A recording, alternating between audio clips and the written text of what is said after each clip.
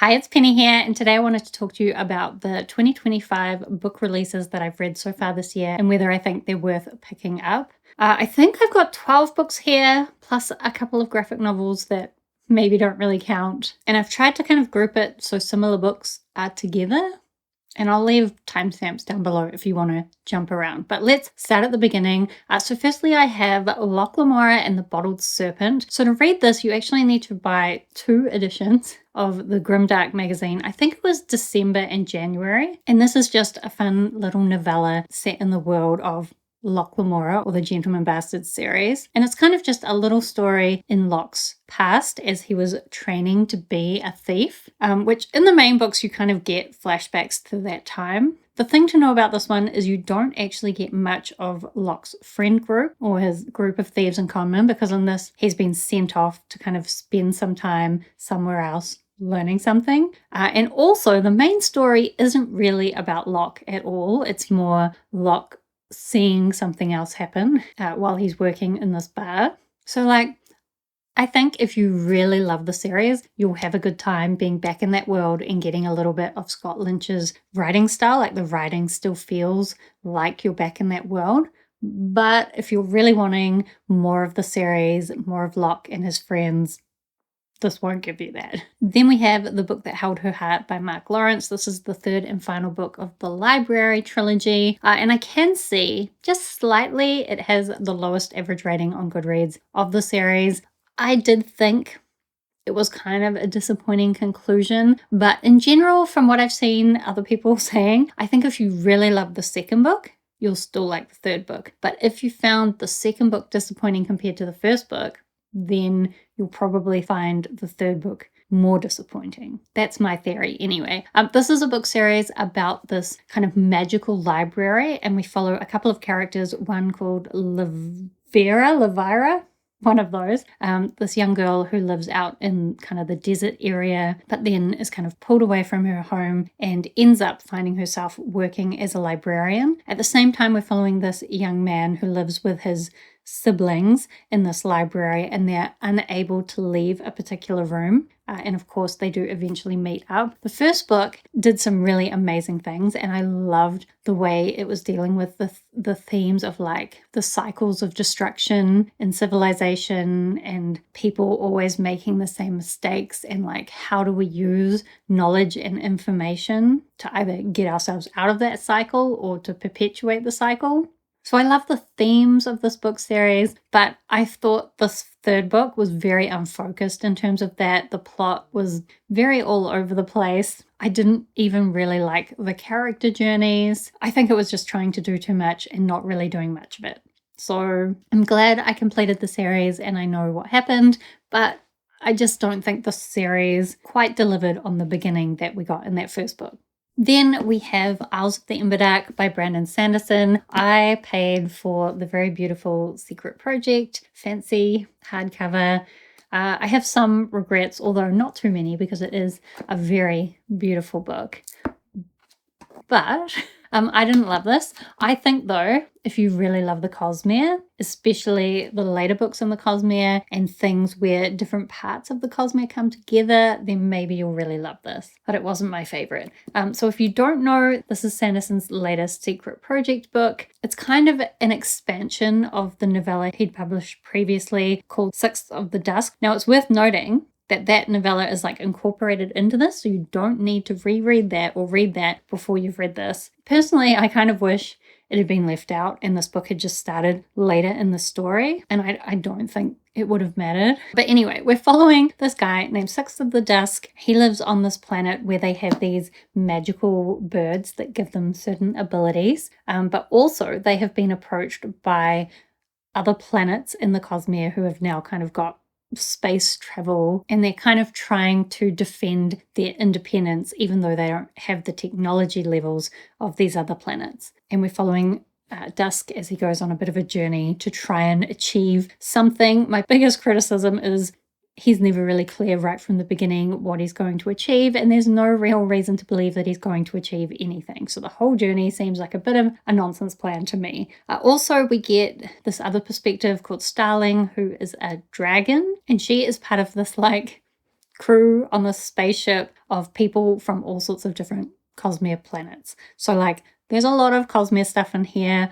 I just don't really like how all these fantasy concepts are coming together and how they're being applied in a more sci-fi kind of leaning fantasy. It's still definitely fantasy, but more like space fantasy. And I don't think I like these fantasy elements in that kind of context. But as I said, I think if you love the Cosmere, especially the later books, and you have enjoyed seeing Cosmere things come together, and you just like the adventure of Sanderson's books, I don't think you will mind all the things that I disliked about this. But if you're wanting a lot of character depth and like exploration, like deeper exploration of the themes of the story, then this is probably not it, in my opinion. Maybe I'm a snob, but that's how I feel. But it's worth noting the average rating for this on Goodreads is 4.6. Personally, I think a lot of Sanderson's books are really overrated at this point. Like 4.6 is so high. Unjustified, I think. But also, I think a lot of people will really love this. So ignore my opinion, I guess. But if, like me, you haven't enjoyed some of Sanderson's later works, you probably will feel similar about that one.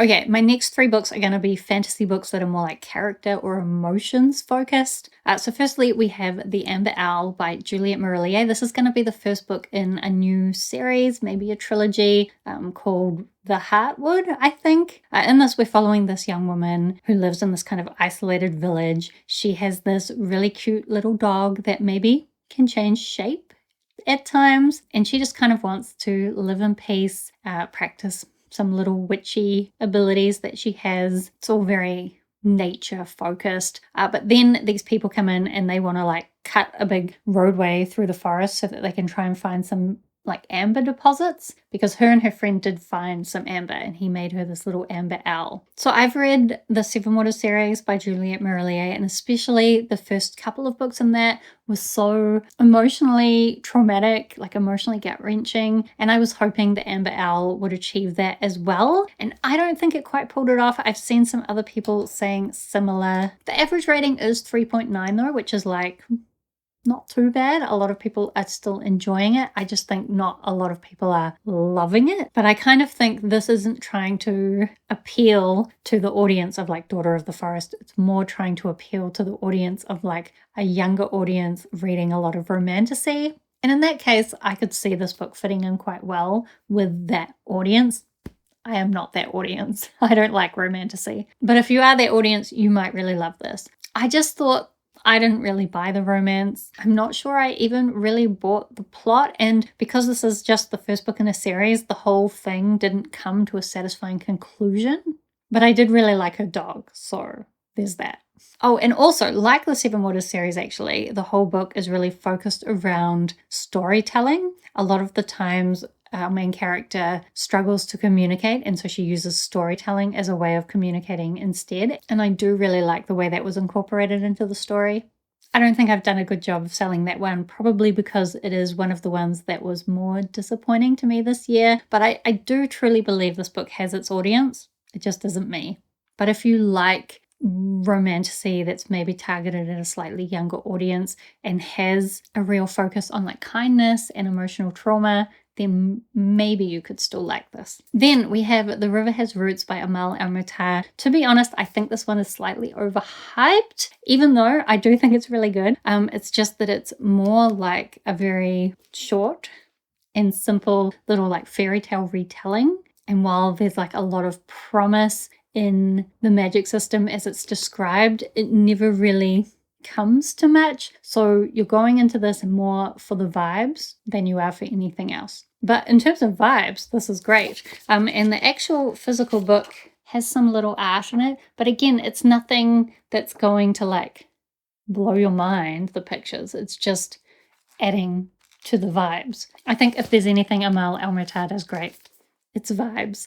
So this is a little story. I forget, I did see somebody say what fairy tale it's kind of a retelling of. But basically we have these two sisters who every day will sing to these willow trees that kind of are on the boundary between our human world and the world of the Fae. And while there is a romantic element to the story, it's really a story about the strength of a sisterly relationship. And then we have Gifted and Talented by Olivie Blake. Now, I have a strange relationship with Olivie Blake. I kind of don't think I'm the target audience. And in this one, I was actually thinking of DNFing it at like 20%. I was like, I'm just bored. I don't care. This is the story about these siblings who are the children of this like Magitech founder. So like this very successful Magitech company, and he has a lot of money, and then he dies, and there's a lot of drama around what's going to happen next in terms of like the company and his assets, and all of his children are kind of like disasters in their own ways, and so the outcome of this inheritance could have a big impact on them. But it's also about their relationships with each other and their relationships with their loved ones. A lot of the story actually is about feeling worthy of love. And I think when it comes down to it, Olivie Blake has some kind of deeper understanding of human nature. And so even though I was a bit bored with the setup, and it definitely doesn't do anything with that whole Magitech concept, that's just a concept. There's not really any significant magic in this story. So I can see that it only has a 3.59 average rating on Goodreads, which isn't very high. But I think if you've really loved some Olivie Blake stuff before, then you could also really love this. I do think this is about 500 pages. It definitely could have been edited down to be shorter.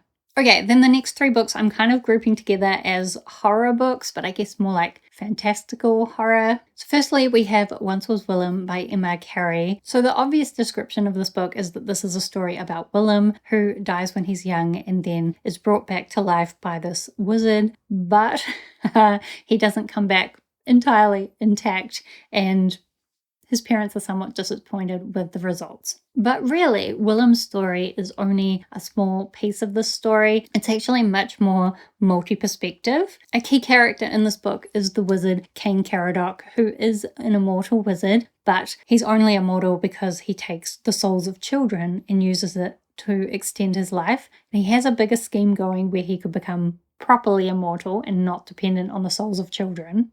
And throughout the story, we follow the perspective of a lot of his victims, as well as him himself, as well as some other people and creatures that get involved in the story. So in some ways, this story is very unfocused. And I think because I wasn't expecting that, I didn't enjoy this as much as I could. I think on a reread, I would actually like this better because I would see how things were all going to fit together. And I did really enjoy how this kind of builds its own mythology. Like, it's kind of a medieval fantasy story with a horror type element where the conclusion of the story has almost created this myth that could be ongoing if it was real. So I can see on Goodreads that this is an average rating of 4.06, so most people are liking it. As well, I've just seen my review. I called this a grim fairy tale collection for adults because it almost was written like a lot of interconnected short stories. And I don't think I loved every story, but I really loved how it all came together.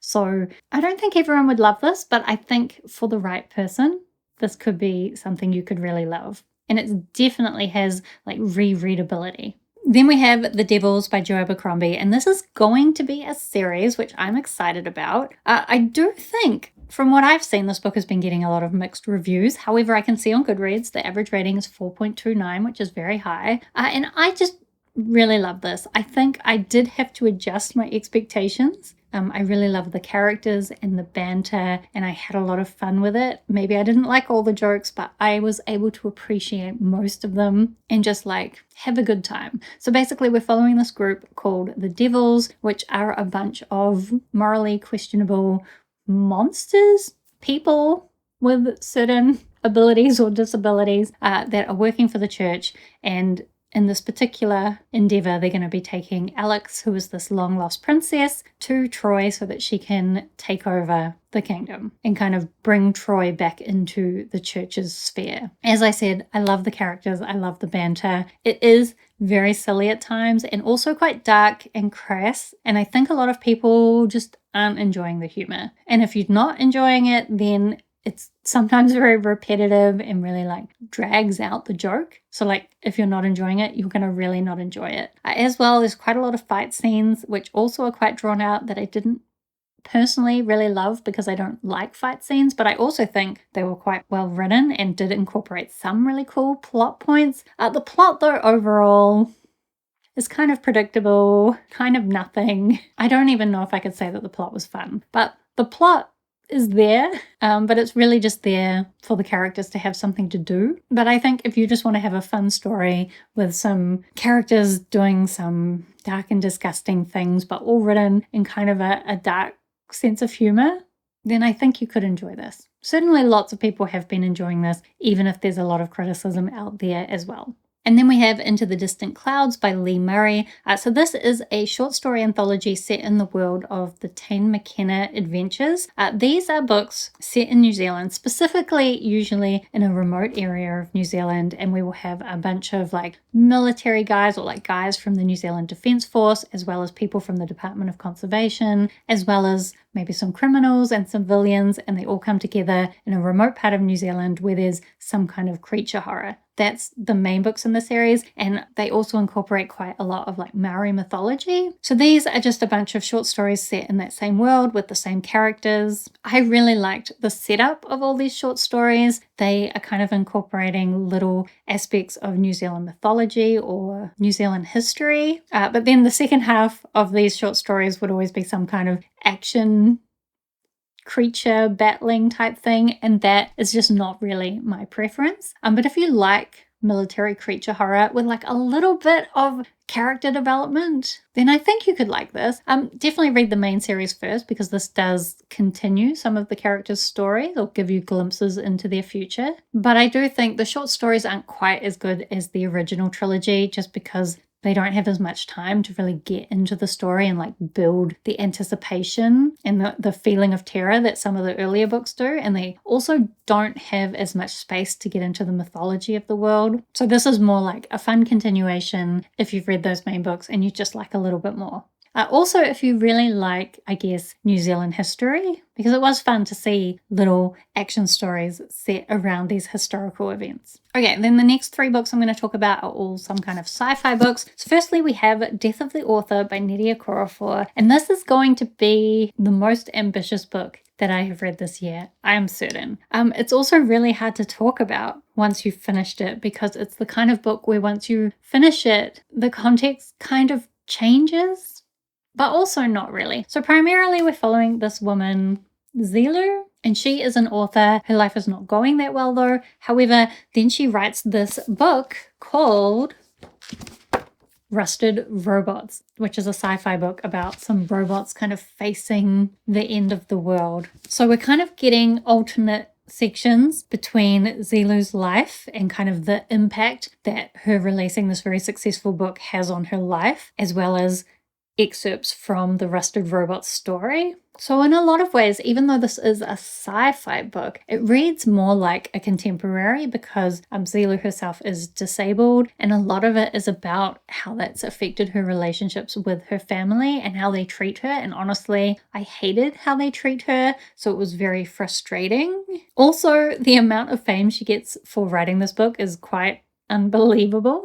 But as I said, it reads a lot like a contemporary, so I think you're going to enjoy this more if you like reading contemporary books. But you also have to be okay with some quite weird sci-fi stuff, because it does do some weird sci-fi stuff in there as well eventually, or at least the robot bit is definitely sci-fi. But this does have a very high average rating, so clearly a lot of people are enjoying it. I think this wanted to be more than it was. Like, it tried to do something, and I'm not sure it quite pulled it off, but also I think just the attempt was admirable. And this is definitely a book you could think about and discuss a lot.